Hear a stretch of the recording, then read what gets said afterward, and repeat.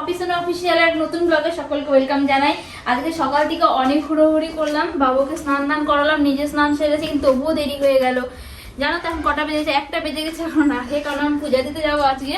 তো ভেবেছি তো না খেয়েই থাকি, স্নান করে দেরি হয়ে গেল। ভেবেছিলাম 10টা-11টার দিকে পূজাটা দিব, কিন্তু কি করব, বাবুকে নিয়ে না আমার হয়ে ওঠে না। ফুলগুলো ফোটেনি কেন? পারি না, তা আজকে অমাবস্যার জন্য আজকে দিই। ফুল আজকে ফোটেনি, এটাই নিয়ে নিই, কিছু করার নেই। জবা ছাড়া মায়ের পুজো হবে না। গাছের এই জবাটা আমি মায়ের জন্যই লাগিয়েছিলাম, মায়ের সাথে পুজো দিতে যাই। আর তো এখানে ফুল নেই, নিচে থেকে নিই। হ্যাঁ, এগুলো সব রেডি করে নিয়েছি। এগুলো তো ফুল খারাপ হয়ে গেছে। আজকে অমাবস্যা, তুলসী পাতা তোলা যাবে না, তো মা ঘরে তুলে রেখেছিল, সেখান থেকে দুটো নিলাম, শুধু ভোগে দিতে হবে ঠাকুরে। চলো, আজকে বেশ রৌদ্র দিয়েছে না? দুদিন পরে রৌদ্র উঠলো, দুদিন একটু ড্যাম ছিল ওয়েদার, তেমন মেঘলা ঠান্ডাও ছিল বেশি। নিচে থেকে ফুল তুলে তাড়াতাড়ি যাই, কেন আজকে অনেক কাজ আছে আরো। বাবু দেখো 1 গামলা জলে স্নান করেছে আজকে, থই থই করে পুরো। জলের মধ্যে নামিয়ে দিলে এত নাচে ও খুশি হয়, বসে বসে হাত পা ছুড়ে। একদিন দেখাবো। এই ঠান্ডাতে এই পুরো গামলা জলে স্নান করে ও।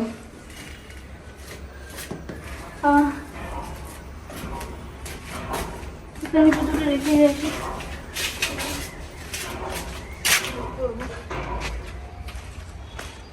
এই যে দেখো গাছগুলোর কি অবস্থা, জল দেওয়া তুলে নাও। দেখো না, দোকানে বলেছিলাম গাদার চারা দিতে, ঠিক আছে? তো ওরা কাটিং এর চারা বিক্রি করেছিল, তো কাটিং চারা তো গাদাই হয়। এবার আনার পর বাড়িতে এনে লাগিয়েছি, লাগানোর পর দেখি অবস্থা দেখো, একটাও লাগাতে হয়নি। এক পিস যদি বলো গাঁদা ফুল হয়, সবে ছোট গাঁদাটা। কি করবো,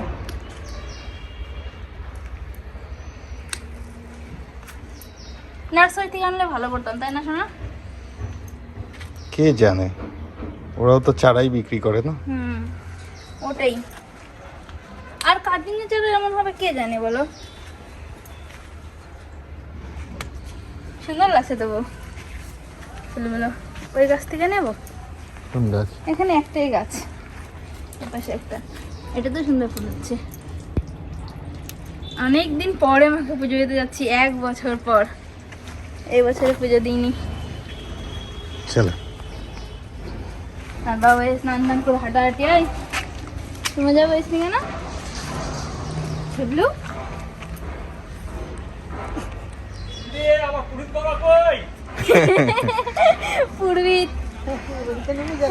পুরোহিত বানিয়ে দিয়েছে।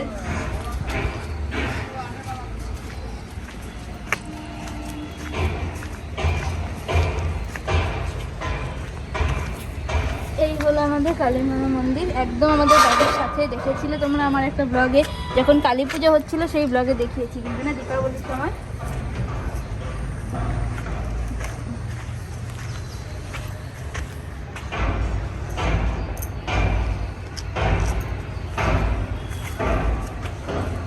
এই জায়গাটা তুমি সেদিন জল দিয়ে ধোয়াতে বেশ পরিষ্কার হয়েছে, ওপর থেকে মোটর চালিয়ে জল দিয়ে ধুয়ে দিয়েছি। কি মা, এই গাছগুলো তো জল নেই, জন্য কেমন ড্যাম হয়ে আছে না? সেদিন দিয়েছিলাম। হ্যাঁ, ওপর থেকে মোটরটা স্টার্ট করে দিয়ে দিও তো, চাবি আনতে হবে যে। দুটো কলকি ফুল তুলবে নাকি? তুমি জুতো পরে আছো, তুমি আনতে নেই তো ফুল? দুটো আছে।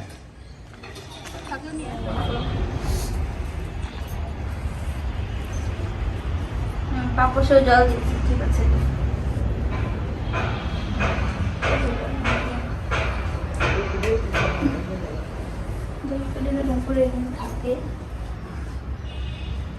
এবার কোনটাই রাখছি না, আমি যেন ধূপকাঠি নিয়ে আসলাম না ঘরে থেকে। তারপরে এগুলো দেওয়ার জন্য রাখা, এর আগে আমি নিয়ে আসছি।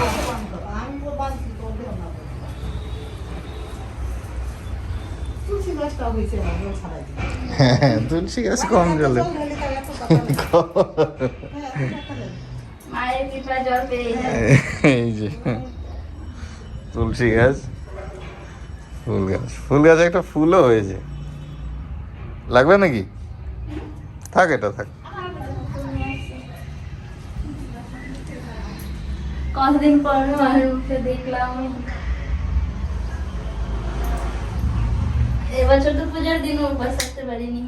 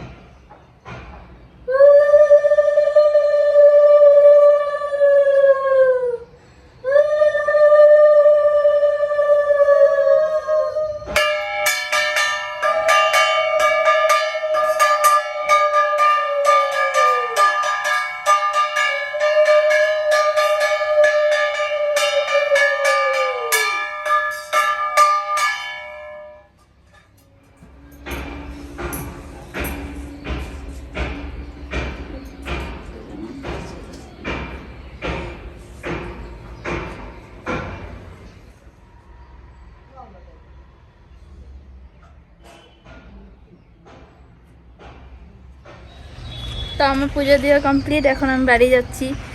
ভালো লাগছে না, মায়ের এখানতে যেতে ভালো লাগে না আমার।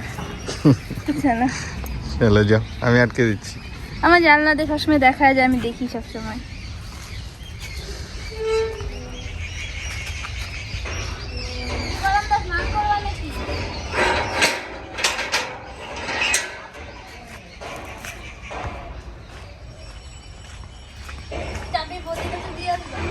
না, ওখানে দিয়ে আসো।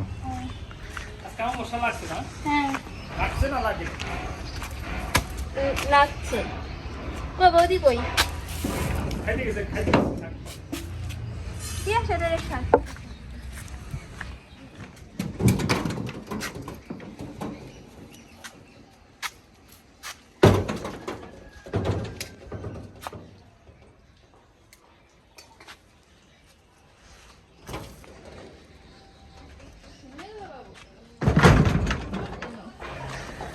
ও সকাল থেকে ঘুমিয়ে আছেন, আমি জানি ঘুমাবে, স্নান করে দিলে। প্রসাদ দাও আমাকে, প্রসাদ দাও না।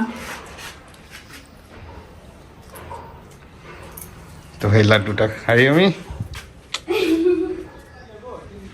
সেদিন দেখিয়েছিলাম না টমেটো গাছগুলো, দেখো আরো কত খারাপ অবস্থা হয়ে গেছে।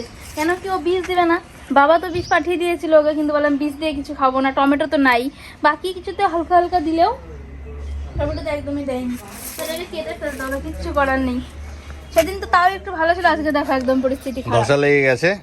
তো কি এক করবো, কাজ করি, আমি কেটে দিব। দাও কেটে দাও, আমি সব নিচ্ছি। না, এটা নাও আগে। ওকে।